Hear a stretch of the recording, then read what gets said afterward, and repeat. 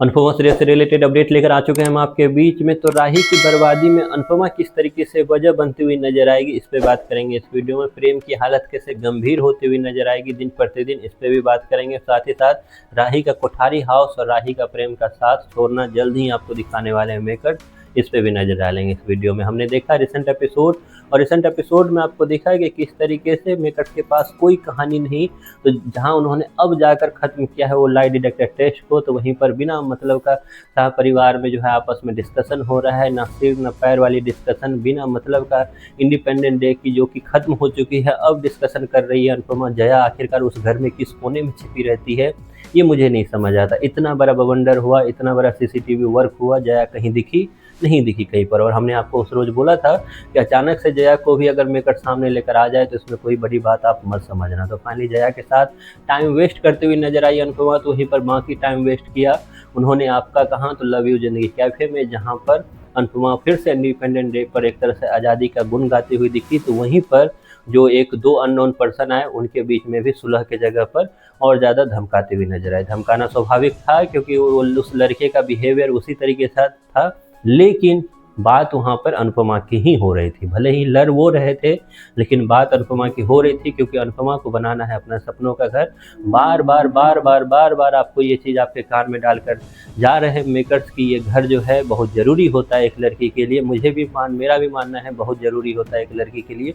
बहुत अच्छा कॉन्सेप्ट है, बहुत अच्छे तरीके से भी मेकर्स इसे दिखाना चाह रहे हैं, लेकिन इससे भी बेटर तरीके से एक स्मूथ कहानी बनाकर दिखा सकते थे, ना कि इस तरीके का मेलो ड्रामा करके जो कि खत्म होने का नाम नहीं ले रहा। अब सबसे बड़ा सवाल ये कि रिसेंट एपिसोड में जब आपको प्रोमो दिखाया गया तो उसमें वसुंधरा कोठारी जो है जहाँ पे अनुपमा के पास में एक प्रपोजल लेकर पहुंची है, तो उसी प्रपोजल पे सिग्नेचर के साथ साथ एक तरह से धमकी देती हुई नजर आ रही है। धमकी बस ये नहीं है कि इससे आपका सपना टूट जाएगा, धमकी ये भी है कि अगर आपने इस पर सिग्नेचर नहीं किया तो आपकी बेटी मतलब राही की भी ज़िंदगी बर्बाद होगी। और उससे वसुंधरा कोठारी को पता है भली भांति कि राही जो है अनुपमा की एक वो नस है जो कि हमेशा से वीक लिंक बनकर उसके साथ रही है। तो वो भी पैतरा जो है वसुंधरा कोठारी खेलती हुई नजर आ रही है, जिसमें उसने कहा कि किस तरीके से राही की ज़िंदगी भी आप इस सिग्नेचर से संवार सकते हो, आप अपनी ज़िंदगी तो संवार रहे ही हो इस सिग्नेचर से। तो वहीं पर ये कहानी में ये लाइन या ये दो लाइन चिपकाने का मतलब बस इतना है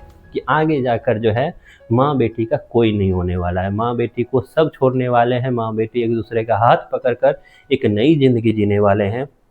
क्योंकि ये कहानी भले ही फूड कंपटीशन का है, लेकिन डे वन से मैं आप लोगों को बता रहा हूँ कि फूड कंपटीशन एक बहाना है। जैसे ये अखंड ज्योत जलाना एक बहाना था दोनों परिवार को आपस में और ज़्यादा एक तरह से विद्रोही एक दूसरे के बीच में और ज़्यादा नफरत पैदा कराना था, तो वैसे ही ये जो फूड कंपटीशन है वो बस एक बहाना है। असलियत में एक नई कहानी की जो बेस बनानी है, जिसमें अनुपमा, राही और बाकी परिवार जो है उनके विद्रोह के रूप में उनके विद्रोह करते हुए नजर आए। एक हल्का विद्रोह आपको दिखा प्रेम की आंखों में भी, जिसमें उसे अपनी गलती नज़र नहीं आ रही है, लेकिन राही की गलती उसे बहुत नज़र आ रही है। जैसा हमने पहले भी बोला था कि प्रेम को लगभग विश्वास हो चुका है कि राही उसकी है ही नहीं, राही बस अपनी माँ की है, उसकी जीत की ही एक कामना करती रहती है।